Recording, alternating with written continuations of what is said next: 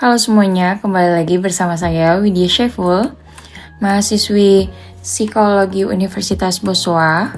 Pada kesempatan kali ini, kita akan membahas salah satu kebiasaan yang penting untuk membangun kerjasama, kepemimpinan, dan etos kerja yang efektif, yaitu habit ke-6, bersinergi atau synergize, dari Stephen Richard Covey. Sebagai calon anggota Polri, kemampuan bekerja dalam tim, menghargai perbedaan, dan menciptakan solusi terbaik untuk kepentingan bersama adalah kemampuan kunci. Melalui kebiasaan bersinergi, kita akan belajar bagaimana perbedaan justru bisa menjadi kekuatan, bukan sumber konflik. Synergize adalah proses bekerja sama secara kolaboratif dengan memanfaatkan perbedaan individu untuk menghasilkan solusi atau hasil yang lebih baik daripada pencapaian individu secara terpisah. Dalam kehidupan sehari-hari, kita sering melihat kolaborasi yang hanya bersifat formalitas. Orang bekerja dalam tim, tapi sebenarnya mereka tetap berpikir secara egois dan berkompetensi untuk menang sendiri. Covey percaya bahwa keberhasilan jangka panjang hanya mungkin terjadi jika kita mampu berpindah dari pola pikir menang-kalah menuju menang-menang dan kemudian saling melengkapi. Inilah inti dari habit ke-6, menciptakan hasil kolaborasi yang lebih baik.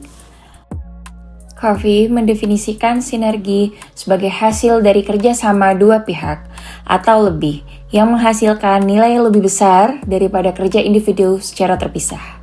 Dengan kata lain, sinergi bukan sekedar kompromi, tetapi kombinasi kekuatan yang menghasilkan sesuatu yang baru, lebih kreatif, dan lebih efektif. Jika kompromi menghasilkan 1 tambah 1 sama dengan 1,5, maka sinergi menghasilkan 1 tambah 1 sama dengan 3 atau lebih. Ada 3 prinsip dasar yang membangun sinergi. 1. Menghargai perbedaan. Orang berbeda pikiran, pengalaman, dan kepribadian. Perbedaan bukan ancaman tetapi sumber ide yang baru. Kedua, empati dan komunikasi terbuka. Sebelum mengharapkan dapat dipahami, kita perlu memahami perspektif orang lain. Ini berkaitan dengan habit ke-5. Seek first to understand, then to be understood. Dan yang terakhir, kreativitas kolaboratif. Sinergi terjadi ketika ide-ide berbeda dikomunikasikan untuk menemukan solusi inovatif, bukan sekedar mengikuti ide yang paling dominan. Ada beberapa manfaat bersinergi. 1.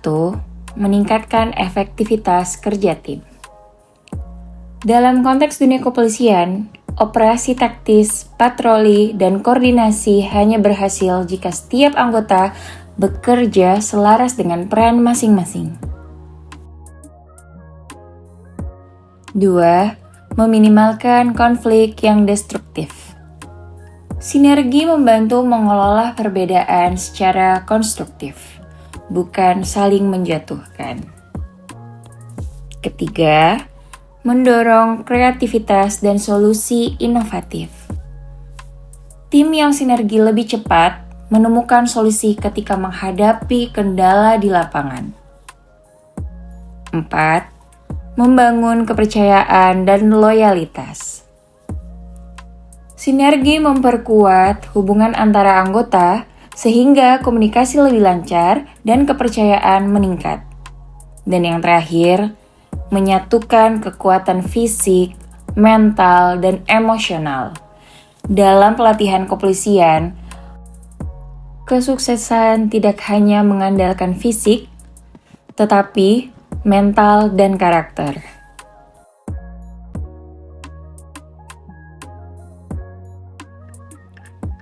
Cara menstimulasi perilaku bersinergi.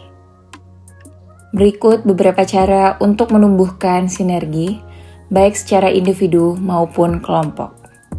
Yang pertama, mengembangkan pola pikir saling melengkapi. Fokus pada kekuatan tim, bukan kelemahan individu. 2. Membangun komunikasi empatik. Dengarkan untuk memahami, bukan untuk menyalahkan.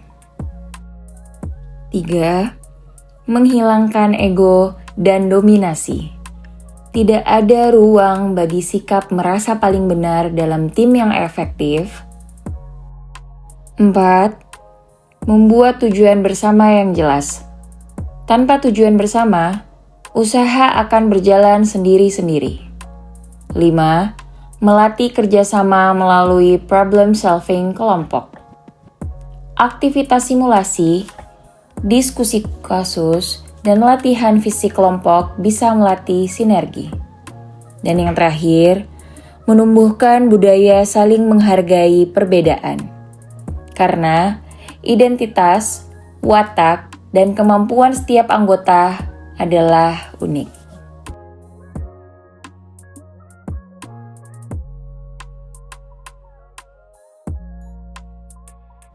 Contoh aplikasi di lingkungan sekolah polisi negara. 1. Latihan fisik dan keterampilan taktis kelompok. Misalnya, latihan halang rintang. Keberhasilan kelompok bukan ditentukan individu yang paling kuat, tetapi koordinasi dan saling bantu. 2. Pembagian tugas dalam kegiatan pelayanan masyarakat. Siswa sekolah polisi negara bisa dibagi dalam tim yang masing-masing punya peran berbeda. Komunikasi, pembinaan, dokumentasi, keamanan, dan evaluasi. 3. Diskusi studi khusus kriminal. Siswa diminta menganalisis kasus nyata dan menyusun strategi penanganan bersama. Perbedaan pendapat harus dianggap sebagai peluang untuk memperluas perspektif. 4. Pembinaan karakter melalui monitoring senior-junior. Sinergi muncul ketika anggota senior membimbing junior, dan junior memberikan dukungan, energi, serta inovasi ke seniornya. Latihan kepemimpinan rotasi. Setiap anggota diberi kesempatan memimpin tim, sementara yang lain belajar menjadi pengikut yang kooperatif. 6. Penerapan prinsip win-win solution dalam penyelesaian konflik antar siswa. Bukan menang kalah, tetapi mencari solusi terbaik untuk grup institusi.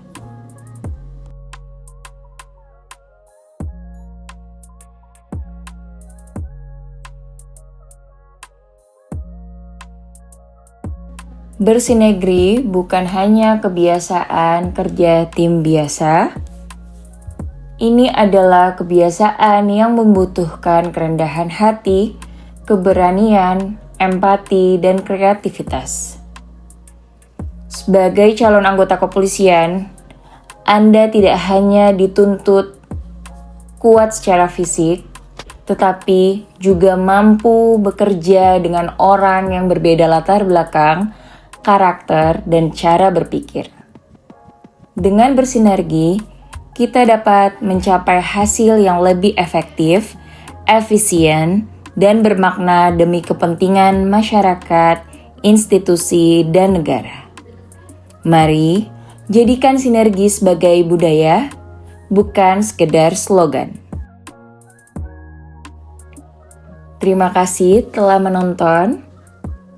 Semoga materi ini bermanfaat dan sampai jumpa di pembelajaran berikutnya.